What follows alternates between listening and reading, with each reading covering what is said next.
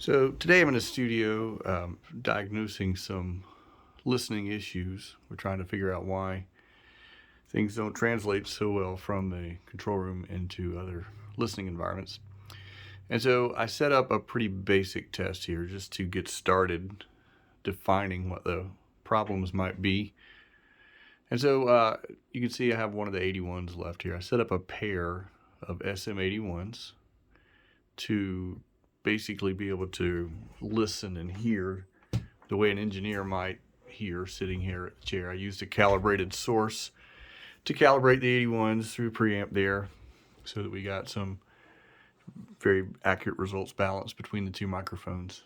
And then I used a signal generator with third octaves of noise, which noise and music, sure, but in this case it's a good place to be. It's a good place to work.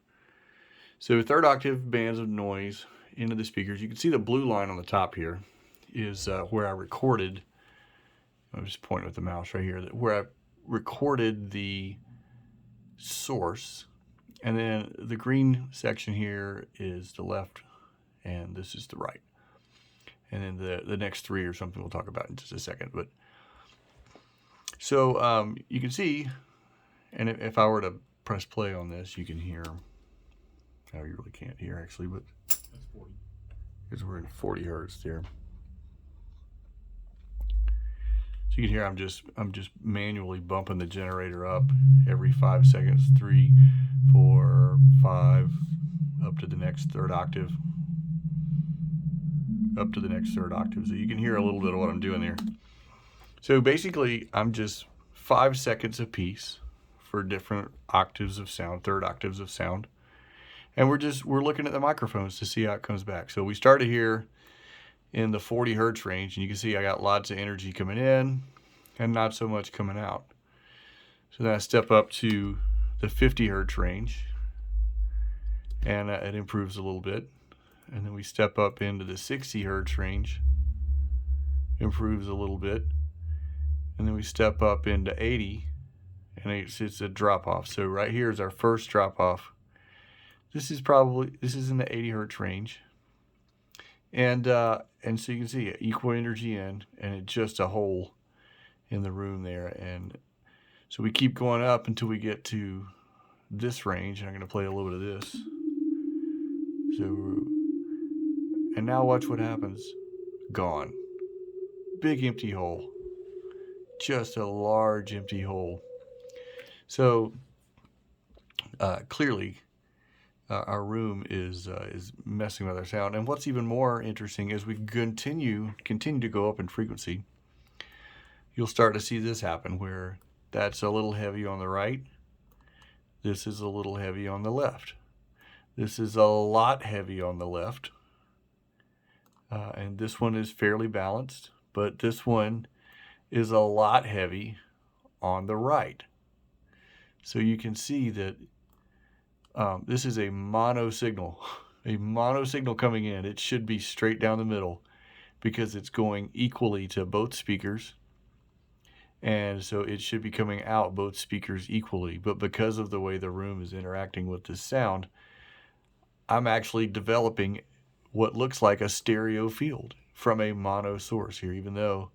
So then here we're heavy on the left again, and this is fairly equal. This is heavy on the right again. And all the way up till we get to, these are fairly equal. This is fairly equal but louder. This is heavy on the left, etc., etc. You get the point. You can imagine what a frustrating mess this would be to try to create a stereo mix in a room where not all frequencies that you put down the middle will come down the middle.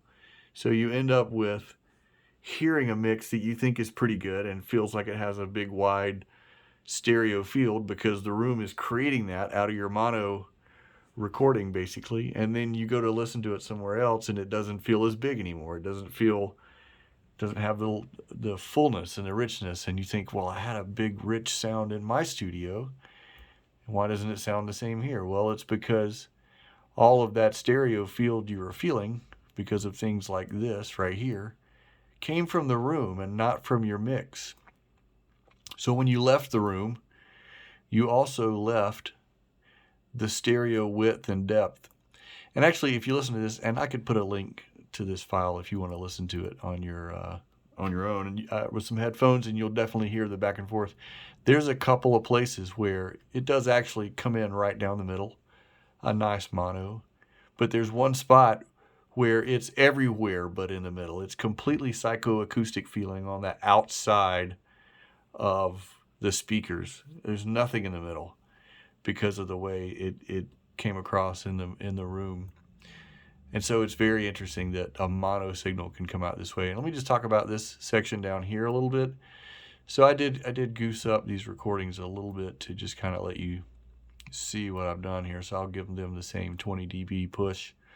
So the owner added a subwoofer to the system in order to try to compensate for the low end missing out. So I ran the low octaves again with the subwoofer. So you can see in the 40 hertz now, I picked up a little bit of energy, not a lot. In the 50 hertz range, I picked up a fair amount of energy, yeah. And then in the 60 hertz range. So 50, 60 benefited from the sub, 40, not so much so. And then also, so that would be like 40, 50, 60. This would be like 80. And then here we go again, this same hole. If we look here, even with the subwoofer, the same hole is there. So that tells me that no matter how large a subwoofer, how much power, or how hard I drive it, I'm never going to get to hear this sound the way I want to. And as a matter of fact, it's probably just going to distort because I'm overdriving a speaker or an amplifier somewhere. So I may even have a quantity of sound in the bass frequencies here.